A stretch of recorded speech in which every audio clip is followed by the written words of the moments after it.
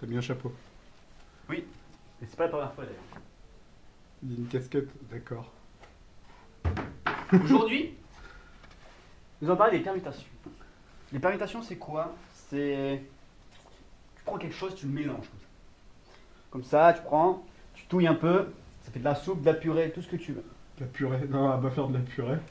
Voilà. Les permutations, Le groupe de permutation, c'est un les groupe. groupes des permutations, C'est une vidéo sur les groupes quand même. sont des groupes importants à connaître. Ouais. Ça a des applications. Originalement, ça a des applications en géométrie pour les actions de groupe. On va en parler plus tard, mais c'est l'action d'un groupe sur un ensemble. C'est comment on va pouvoir faire transformer les éléments d'un ensemble avec des lois de groupe. Typiquement, c'est des trucs qu'on fait en géométrie. Et aussi, originellement, le groupe des permutations, ça a été introduit dans la résolution des équations. Ça, c'est la théorie de Galois. Ouais, ça, on fera une vidéo beaucoup plus tard, parce qu'il faut savoir ce que c'est un corps, une extension de corps et tout ça. Tout à fait. Mais historiquement, les premiers groupes qui ont été étudiés, justement, ça a été les groupes de permutation. Et c'est les groupes, je dirais, les plus fondamentaux à connaître. C'est des groupes non commutatifs. Ok, d'accord. C'est des groupes non commutatifs. Et ils ont été introduits justement par Évariste Galois. Donc Évariste Galois, c'est un peu le Rimbaud des maths. Je vais en parler vite fait. C'est un peu mon mathématicien préféré. Même c'est qui Rimbaud. C'est même carrément mon mathématicien préféré. Il est parti boire, il revient. Hein. Donc Évariste Galois, il est né au début du 19e, 1811-1832. Ne regarde pas moi la caméra. Hein. Ouais, t'inquiète. Et ce mec-là, en fait, il est arrivé en pleine période où on vient de revenir à la monarchie. Son père, il était maire à Bourg-la-Reine et c'était des républicains convaincus. Du coup, ça a foutu un peu la merde pendant toute sa vie. Il a fini en tôle. Parce que une fois, il s'était bourré la gueule dans une soirée et il a porté un toast voilà, au roi. Et puis, il était un peu provocateur. Il avait 0 de moyenne en physique et en chimie. C'est un peu mon modèle, tu vois. T'es bon en physique. Mais n'importe quoi. J'étais quand même bien nul en prépa. Enfin bref. Galois, c'est mon pote. Et donc, oui, c'est vrai que toi tu fais ta thèse sur la théorie de Galois. Oui. Fait, quand même. Ouais. C'est pour ça que ça s'appelle Siolag d'ailleurs. C'est Galois. Alors, il y en a un qui n'avait pas remarqué dans les commentaires. C'est un sucre. Enfin bref. Et merde. Je pense que. continue. Voilà. Et ce mec-là, en fait, il a pas eu de bol, hein, on va dire ça. Donc il a écrit un premier mémoire sur la résolution des équations qu'il a envoyé à l'Académie des sciences. Ils l'ont paumé. Le mec est mort, ils l'ont paumé. Il en a écrit un deuxième. Ils l'ont pas lu. Voilà. Et, après, il a un peu provoqué. Il a dit oui, moi je mets pas le nom des examinateurs 3 fois gros comme le texte en première page. Les choses nécessaires à qui veut écrire à 20 ans. Il a à peu près 20 ans à cette période-là. Puis après, il finit en tôle. Et pendant qu'il est en tôle, on le provoque en duel. Alors bon, on sait pas trop si c'est pour une fille, apparemment une certaine Stéphanie, ou si c'était des monarchistes qui ont profité du truc. Donc, quand il est sorti de tôle pour une menace de choléra, il y a une menace de choléra, ils l'ont fait sortir de tôle. Et il est parti faire son duel. Il savait qu'il allait perdre. Voilà. Il a quasi 21 ans et il écrit une dernière fois ses mémoires. Évidemment, en une nuit, c'est dégueulasse. Et il écrit une lettre où il rage un peu, hein, grosso modo. Il dit j'espère qu'il y a quelqu'un qui déchiffrera tout ce gâchis. Et aussi, il explique qu'il crève sans que la patrie sache son nom, parce qu'il politiquement était quand même fortement engagé. Et d'ailleurs, il voulait aller à Polytechnique, pas à l'ENS. Il a fini par aller à l'ENS. Ça s'appelait pas l'ENS, mais on s'en fout, je sais jamais le nom de l'époque. Les permutations il a là-dedans. jamais eu ce qu'il voulait. Hein? Les permutations là-dedans. Et les permutations, on va y venir. Et donc, il a résolu un vieux problème de maths. Tu sais qu'on voit ton nombre à travers le truc, qui consiste à dire qu'à partir du degré 4, il n'y a plus de formule pour résoudre les équations. Si vous connaissez pour le degré 2 la méthode du discriminant et tout, ça marche au degré 3, c'est vachement plus compliqué, mais ça marche au degré 4, ça marche aussi. Mais après, c'était pas possible. Et lui, il l'a montré que c'était pas possible. Et ça, c'était complètement nouveau. Il a utilisé des outils abstraits complètement ouf. C'est Liouville qui a mis... Attends, faut que je fasse une soustraction. En 46, donc 46 par rapport à 32, qui a remarqué. Et finalement, la patrie a retenu son nom quand même, contrairement à ce qu'il a cru. Et quand ils l'ont enterré au début dans la fosse commune, il y a même 5000 gars qui sont venus foutre la merde. Comme quoi, il avait de l'importance. Ah, c'était Galois. C'était Galois. Et après, ils l'ont quand même enterré là où il est né, à Bourg-la-Reine. C'est mignon. Voilà. C'est mignon, je sais pas. Les permutations là-dedans. Et maintenant, on va faire des permutations. Donc l'idée, ça va être de comprendre un peu son idée. Évidemment, les notations ont changé avec le temps, la façon de voir les choses ont changé avec le temps. Il avait même introduit la notion de sous-groupe distingué, parce que c'est lié à ça, la théorie de Galois. Il a introduit la notion de sous-groupe distingué, on va pas en parler là, mais on le fera une autre fois. Peut-être, je suis même pas sûr. Si on le fera. Et mais voilà, si vous lisez les papiers d'Évariste Galois tels quels à l'époque, je suis pas sûr que vous comprendrez grand chose. Même en ayant un bon niveau de maths, un niveau licence, M1, c'est assez difficile de s'adapter aux notations. Un niveau de vieux français aussi. Non, ça va. En fait, là tu serais surpris justement. C'est écrit de façon très. Alors je sais pas si c'est lui spécifiquement ou l'époque qui commençait déjà à écrire comme nous, mais moi ça me pose pas de problème de lire ce qu'il écrit. Hein. Sa lettre, elle est nickel. Hein. Ouais. Voilà. C'était quand même un peu un troll, mais bon, peu importe. Enfin bref, là on va introduire la notion de groupe de permutation avec évidemment les notations modernes, c'est-à-dire ce que vous pourrez trouver en fac ou dans les bouquins de maths rédigés il n'y a pas longtemps. Quoi. Donc t'expliques vite fait ce que c'est? Bah, la permutation. Tu te prends des choses. On prend un ensemble? Ok, d'accord, tu veux expliquer, voilà. Pourquoi Z? Tu prends des choses. Ok. Ouais, ok. Et tu les permutes. Hop. Bon ben, Z il va aller là.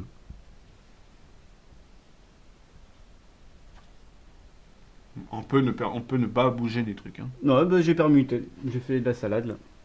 Voilà, donc permutation. Voilà, une permutation c'est tout simplement ça. Alors si vous avez bien suivi les vidéos d'avant, vous devriez remarquer qu'il y a un point de départ et un point d'arrivée à chaque élément, ici.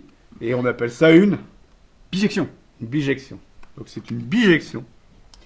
Bon, évidemment, pourquoi Z Ben, pourquoi pas, mais bon, pour pas s'embêter, De X. on va plutôt écrire 1, 2, 3, 4, 5. X fini. Mais comme déjà on a une bijection entre tous les ensembles qui ont le même nombre d'éléments, on va toujours noter 1, 2, 3 jusqu'à n les éléments pour éviter que ce soit le bordel. Donc finalement, qu'est-ce que c'est le groupe des permutations, SN? C'est... Ah, tu bouges trop le tableau, je peux même pas écrire. SN et C'est l'ensemble des bijections. SN et ensemble. Regarde, j'en perds mon stylo. L'ensemble des bijections de 1n vers 1n. 1N. C'est l'ensemble des permutations. Muni, parce que comme c'est un groupe, SN c'est un groupe, on va le munir d'une opération, mais on munit de la composée, peu importe ce que ça veut dire, on va expliquer comment ça se calcule. On va le voir comme un espèce de produit, mais peu importe.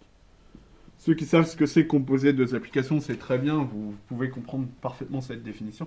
Mais nous, on va faire que des exemples du début à la fin pour que vous puissiez comprendre ce qui se passe.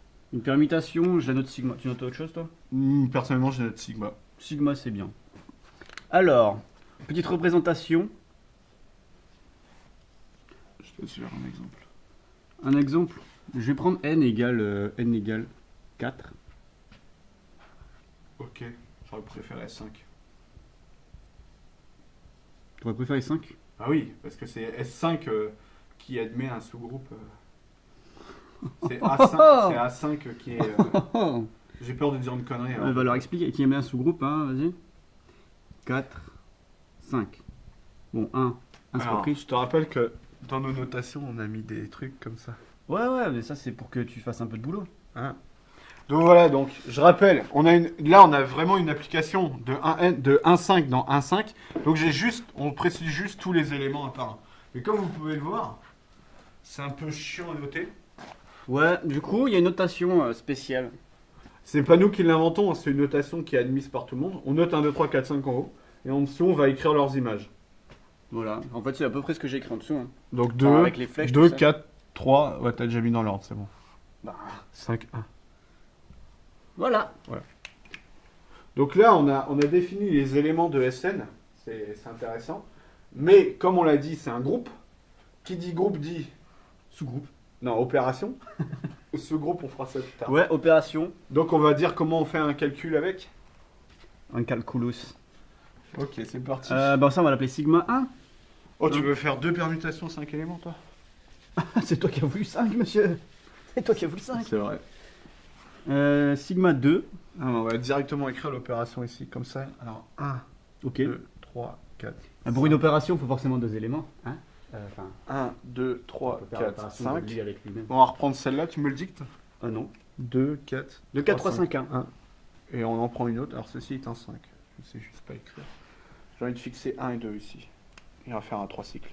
Donc ça, on l'écrit sigma 1, point, sigma 2. En fait, c'est une composée, mais notre point. Point ici aussi. Voilà. Bon, on n'est pas obligé de le mettre. Voilà. Voilà, vas-y, t'es grand. Ah bah C'est non. calculé. C'est celui-là en premier? Je pense que tu as eu ta licence. C'est celui-là en premier. Alors, ça c'est un grand débat. Il paraît que les Allemands le font. Ça dépend si tu fais la composée ou le produit en fait. Moi, je suis français. D'accord. Bah, c'est celui-là en premier.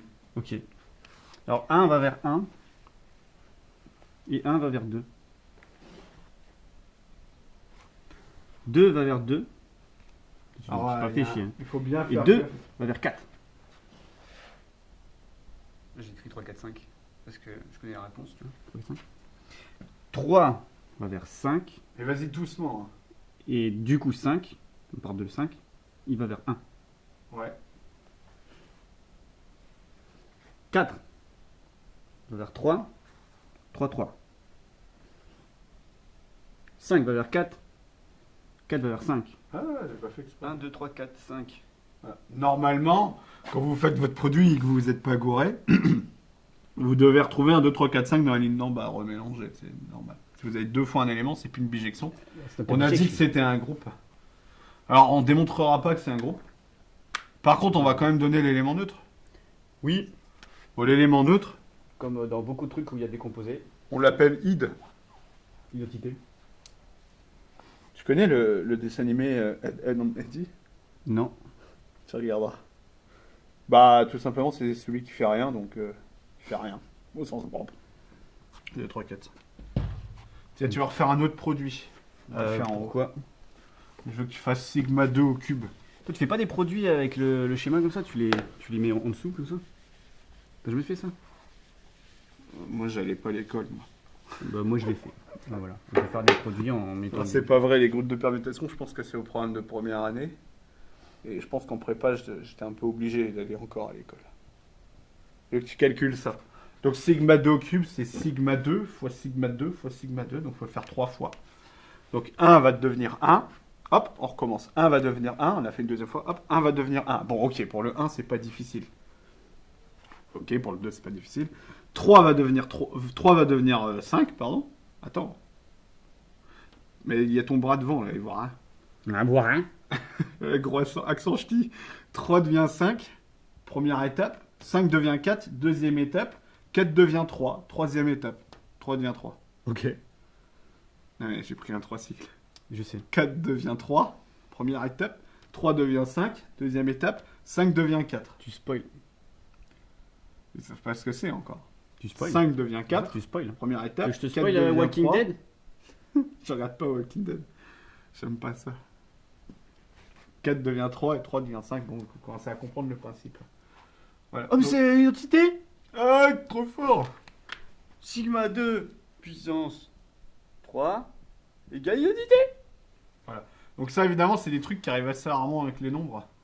Bon, il y a moins 1 au carré qui vaut 1, mais là, un nombre au cube, c'est assez rare qu'on retombe sur lui-même, sauf si on avait pris 1, par exemple. Oui, on verra ça plus tard encore. Hein. Ouais. L'ordre, tout ça. 3 divise... Mais je pense qu'on a fini. Hein, pour, Non, on va faire l'inverse. petite introduction là. Non, on fait l'inverse. L'inverse. Ben... Attends, on va effacer. C'est un peu le merdier, là.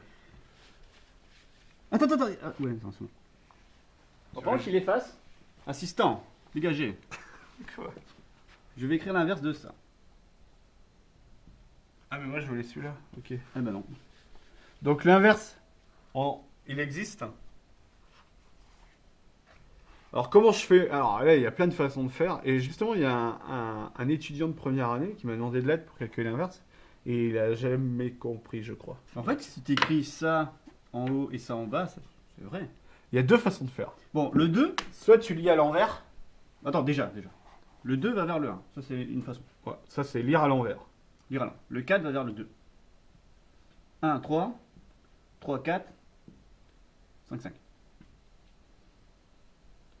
Mais monsieur, Ouais. notre méthode. Par contre, c'est pas une flèche, c'est un égal. Hein. Enfin, je dis ça, je dis rien. Ouais, mais en fait, comme il y a une barre, il fallait que je passe au-dessus, tu vois. Là, t'as effacé la barre, tu peux mettre égal. Bah, fallait effacer, mettre un égal. Non, mais j'ai une barre, je passe au-dessus. Bon, il y a une autre façon de C'est toi faire, qui effacé, c'était l'assistant. c'est d'échanger les deux lignes et de trier. Ouais. Non, mais c'est bon. Ok. Moi, je préfère quand même celle-là. Donc, on lit le tableau à l'envers, mais on pense à bien remettre dans l'ordre en haut quand même à chaque fois. Donc, le 2 devient 1, mais le 2, il est là. Donc, 2 devient 1, 4 devient 2, 4 devient 2, ok, pas de souci. Et si vous voulez vérifier que c'est correct, comment on vérifie qu'un élément est l'inverse d'un autre? Ben, la propriété de l'inverse, monsieur. Voilà. Donc, en fait, ça veut dire, la propriété de l'inverse qu'il appelle comme ça, c'est-à-dire on va faire le produit et on doit trouver identité. Bah, Bim. vas-y. 1 va vers 2, 2 va vers 1. 2 va vers 4, 4 va vers 2. Oh, mais comme j'ai fait l'inverse, c'est normal ça. 3 Oui. va vers 1 et 1 va vers 3.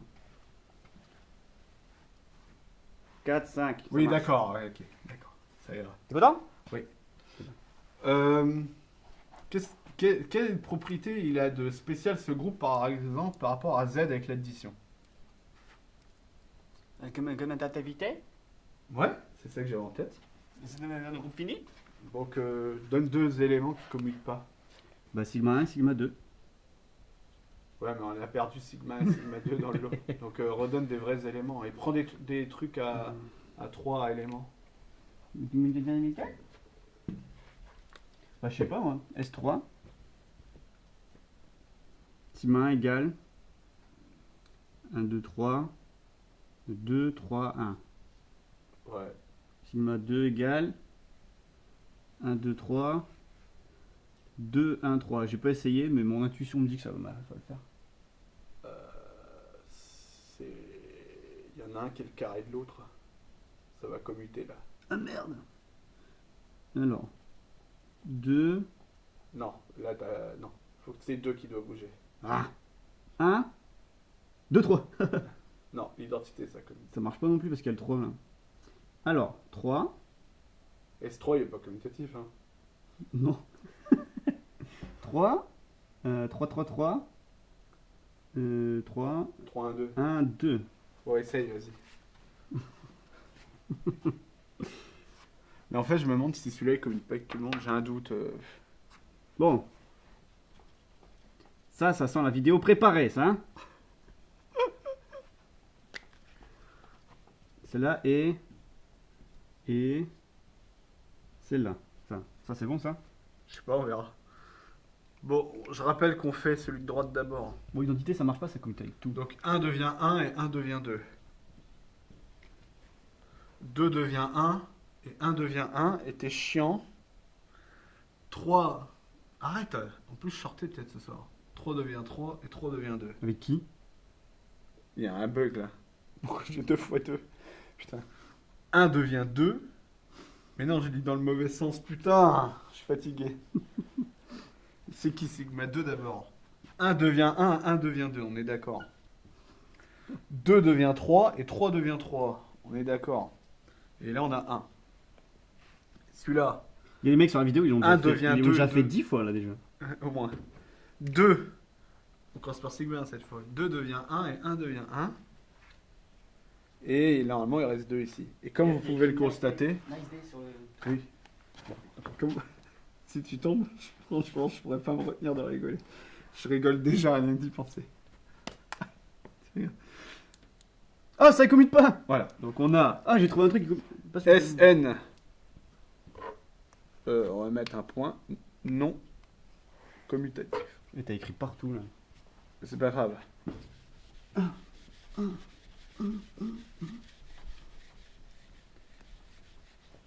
Donc c'est un exemple de groupe non commutatif. Deuxième truc que j'ai dit, c'est un groupe fini, on a quelque chose à faire. Et je l'ai dit, c'est évident que c'est un groupe fini. C'est évident. Ah ouais. Bon, si c'est évident. Oui, c'est évident. Pour toi, c'est évident. Bon, c'est un groupe fini. Voilà. C'est tout? Il est parti. Je vais vous parler de cycle. Un cycle, c'est quoi? C'est quand on a permuté de façon cyclique Voilà. Octave, il serait là, il se foutrait de notre gueule quand même. Mais qu'est-ce que tu fais, putain? C'est pas ça? T'as mis 4, 5, 6. C'est vrai. C'est 4, 5, 3. Pourquoi t'as tout effacé? Mais non, je veux pas celle-là, moi. Bah si, c'est celle que t'as écrit. Non. J'ai mis 5, 3, 4. Du coup, que t'as pas ton exemple, t'es perturbé, hein? Ah, c'est ça. Hmm. Donc ce qu'on fait, c'est le 3 est décalé d'un, le 4 aussi, le 5 il est revenu au départ. Quand on le réécrit comme ça, 3. on voit bien le côté cyclique du truc. Si j'écris cartésien, tu mets un H? Non. Du coup, au lieu de garder cette notation hyper lourde où on note tout, là, comme on sait exactement comment ça se comporte juste avec 3 nombres, on va l'écrire. Bien sûr, on va pas écrire que ça. Bah si. Non, on va écrire parce que sinon ça fait une permutation de 3 éléments. On l'écrit comme ça. Donc là, il n'y a qu'une seule ligne pour pas confondre, c'est ça que tu as voulu dire, je pense. Ah oui. Et on a 3, 4, 5, ça veut vraiment dire 3 devient 4, 4 devient 5, 5 devient 3. C'est comme la flèche là. Allez, un petit théorème, enfin c'est un théorème, Un petit une petite propriété. C'est rare que j'écrive ça dans une vidéo. Hein. C'est bien. Alors, on va appeler longueur d'un cycle le nombre d'éléments qu'il y a dedans. Donc ça, sigma, c'est un... 3 cycles. 3 cycles. Un cycle de longueur 3, si tu voulais coller 3 exploiter. cycles ou un cycle de longueur 3. Bon. Bon, si sigma Si est un k-cycle, est un cas cycle. Bien sûr, K est en dessous de N, hein. Sinon, c'est compliqué. ouais, il va lui permettre plus d'éléments qu'il n'y en a de disponibles. Alors, putain, si. Alors, si je fais le produit k fois, je retrouve l'identité. C'est logique, il revient à sa place de départ. Si je le fais là, si je le fais 3 devient 4, 4 devient 5, il va revenir à sa place de départ après. Ah oui. Voilà. Et mais il y a mieux encore. Mieux que quoi? C'est que K c'est le plus petit qui vérifie. Sigma K égale identité. Oui. Mais ça, dis-le pas. On en parlera dans les théories des générateurs. Exact. Pour l'instant, ça c'est déjà joli. Sauf que, on va dire, pourquoi on s'intéresse au cycle? C'est bon, c'est des trucs particuliers, c'est rigolo. vrai on ça, a Jamy. ça. Pourquoi s'intéresse-t-on au cycle? Je suis pas Jamy, moi. Je suis Zergmelo. Il se trouve Jamy. que juste parler des cycles, ça suffit pour parler de tout le groupe. Parce que tout, tu cherches la phrase là. vous saurez tout sur les classiques. Parce que Parce que tous les éléments du groupe, on peut l'écrire comme un produit permutation de cycle. est un produit de cycle. Allez, donne-moi un exemple. La méthode... Non, tu t'as dit que tu pourrais le faire à l'arrache, donc tu le fais à l'arrache. Mais bien sûr, je peux faire l'âge, c'est trop facile. Fais avec 6. Non, ouais, ok. Toujours un nombre premier. 3, 5. Au hasard, au hasard. 2, 4, 8, non, ça va pas. 7, Ouais, enfin, faut quand même que ça reste. Un... 4, 7, 1. Il te manque 6. 6. Ouais. Voilà. Donc là, il a pris, mais vraiment au hasard pour le coup, une permutation. Et il va vous montrer comment on peut l'écrire comme un produit de cycle. Vous m'applaudirez. Non. Le 1, il va sur 3. Le 3, il va sur 2. Le 2, il va sur 5. Oh, j'ai qu'un seul cycle. Le 5, il va sur 7. Putain, t'es vraiment naze. Et le 7, il va sur 6. Et le 6 va sur 1. Et le 4 va sur 4. Bon, tu veux un autre exemple où il y a plusieurs cycles? Ouais, ça serait plus joli, ouais. Bon, là, j'ai une décomposition en un 6 cycles et un 1 cycle. Mais sauf que le 1 cycle, c'est l'identité. Donc on le met pas. Donc ça, c'est juste un cycle. Vas-y. Ok. Bah, trouve un exemple, toi. Si mes exemples sont pourris, monsieur... Bon, t'as l'air d'aimer ça. Puis 2 exemples va mieux qu'un. Par contre, appelons le sigma prime histoire de ne pas confondre. 2, 3, 1.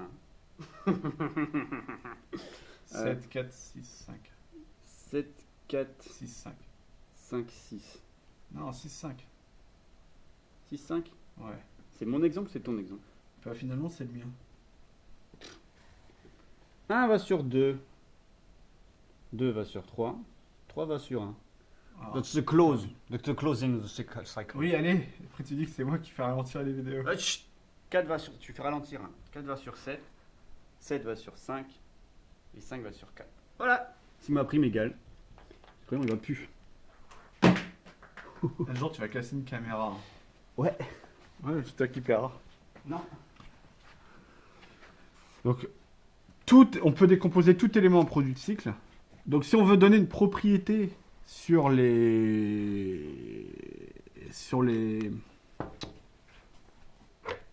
toutes les permutations, il suffit de montrer la propriété uniquement sur les cycles. En fait, on peut même aller plus loin. On peut démontrer que les cycles de longueur quelconque, ils peuvent se décomposer en produits de cycle de longueur 2, qu'on appelle transposition. Mais on va pas le faire là, mais on peut le faire en tout cas. Et il y a beaucoup de décompositions possibles, on appelle ça des présentations de groupe, mais on fera une vidéo sur ça plus tard. Et en cycle, ça marche bien. Le cycle, en tout cas, si je veux une propriété sur tous les éléments, il suffit juste que je trouve une propriété qui marche sur les cycles, et ensuite que je dise comment ça se comporte avec le produit. Et là, on a une propriété qui marchera sur tous les éléments du groupe. Une propriété qui est très intéressante, enfin, c'est pas une vraie propriété, mais on va définir un nouveau truc. Je suis pas sûr que ça marche jamais. Si, avec les 3 cycles, c'est ça. 2 devient 3. Ok. Alors, on a la signature. On va définir la signature. La signature, bon, c'est lié à des sous-groupes distingués, des machins, des trucs comme ça, mais on s'en fout. C'est un morphisme de groupe, etc. On fera ça dans une autre vidéo, peu importe. Mais on va définir ce que c'est la signature d'une permutation. C'est une notion qui est très importante pour le déterminant. Pour aussi les actions de groupe. Enfin, c'est une notion importante. Voilà. Donc, qu'est-ce que c'est que la signature, François? La signature. En maths. En maths. Ouais. Ben, c'est un truc qui vaut 1 ou moins 1. Voilà.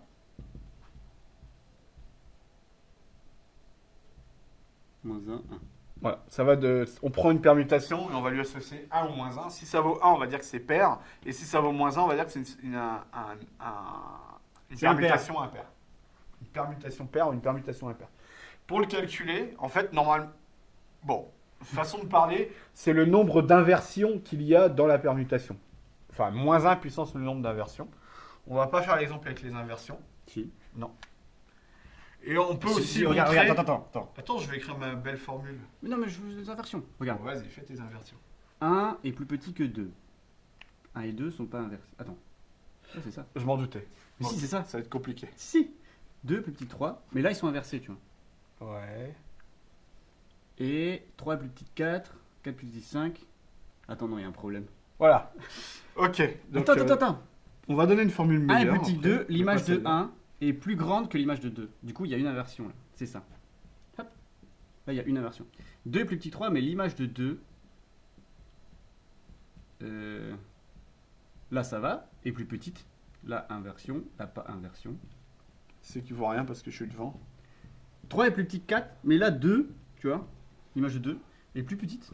Si vous arrivez à calculer les inversions, comment il explique, vous pourrez aller au moins sans problème à la grecque. Non, mais. Bon, de toute façon, ça se trouve, c'est de la merde. Voilà. Il y a une formule aussi. Bon, il y a le nombre d'inversions. Moins 1 puissance le nombre d'inversions. Il y a une formule horrible. Mais personne ne la manipule. Personnellement. Voilà. Et sinon, comme je l'ai dit, comme tout élément du groupe de permutation est engendré et produit de cycle, et ben on va juste montrer comment ça se comporte pour un cycle. Donc si sigma est un K-cycle, Bah, je l'écris là. Ah non. moi je fais une vraie définition propre. Sigma est un K-cycle, donc c'est-à-dire un cycle de longueur K.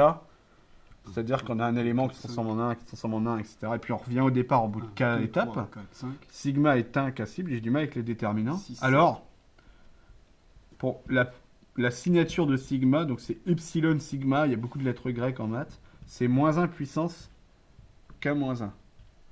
Autrement dit, la signature de ça, c'est moins 1. Moins 1 puissance 2 moins 1. 2 moins 1, ça fait 1. Moins 1 puissance 1, ça fait moins 1. Ok. La signature de ça, c'est ça. Et la signature de ça, c'est moins 1. Et on fait les multiplications. Moins 1 fois 1 fois moins 1, ça fait 1. Donc finalement, la signature de sigma, c'est 1. C'est une permutation paire. Voilà comment on calcule en pratique des signatures. Mais ça marche aussi très bien avec les inversions. Ça marche pas bien avec les inversions. Ah, si, ça marche bien. J'efface ton beau vélo. Je me souviens d'un TD en L2. Hein, où Oui, bah t'as pas su le ça refaire. faisait ça, alors tu vois, t'as un N. aucune crédibilité. et là N plus 1. Et là 2N. Putain, j'allais Et là- écrire là. T'avais N inversion. Parce que si t'es là, ça partait là, tu vois. Et là, avec les inversions, bah, c'est trop facile. Ouais. Ok. Voilà. S'en fout. Non. Bon, petite remarque bonus. Le jeu de taquin. C'est Lloyd, je crois, qui a proposé des thunes à un jeu. 1000 $ américains. C'est un jeu que vous connaissez, vous avez sûrement joué quand vous étiez petit. Enfin, les jeunes ont eu des smartphones maintenant. Donc, un jeu de merde comme ça, ils s'en foutent un peu maintenant, mais bon. On a des tuiles et on a le droit. Il y a une case vide, c'est dans un truc fermé et on peut. Hein? T'as pas fait un carré. Putain, t'es sérieux? Ouais, t'es content? Tu veux que je fasse des cases et tout? Au pire, j'aurais pu en acheter un pour montrer l'exemple. Et on a le droit de descendre la tuile, voilà, et se créer un trou, etc. Et il proposait 1000 $ à celui qui arrivait à inverser les deux là. Ici. Sauf que c'est une transposition. La signature de ce truc-là, c'est -1. Et on peut on veut atteindre celle avec 14 ici et 15 ici. Dans la signature, ça vaut 1. Et bon, faut le démontrer évidemment, mais quand on fait des échanges ici, là, quand on fait des échanges dans le truc là, et ben en réalité, la signature, elle change pas. Donc du coup, on pourra jamais trouver En un fait, truc de signature 1. Ouais, j'étais Donc on peut pas le résoudre. À force, si tu veux relaisser un trou là, forcément la signature c'est 1. Ouais. Parce que tu fais toujours deux C'est inversions. évident. Inversion. Enfin bref. Conclusion, on peut pas résoudre le jeu de taquin. Donc les 1000 $, c'était un peu un leurre. Par contre, ça s'est bien vendu. C'est ce qui s'est passé exactement pour le Rubik's Cube après. Et le Rubik's Cube, il y a aussi le groupe des permutations qui agit dessus. On va conclure sur ça. Il est en train d'effacer, c'est bien. Ouais. Bon, on a terminé. Il dit abonné tout ça, non? Non, il s'abonne plus maintenant.